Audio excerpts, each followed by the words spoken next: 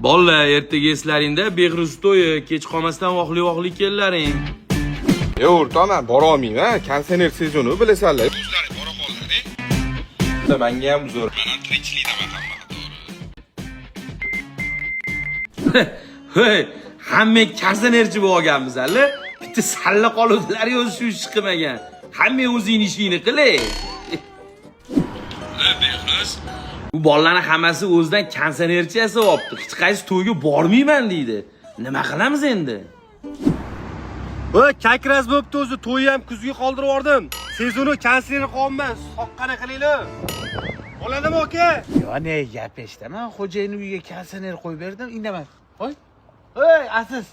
Yaxshi. Bulyam soylagamga kirishim ki, shu yotdimmi o'zi. Nima deyapsanlar? Aka-chi, meni tushunishib yuboring.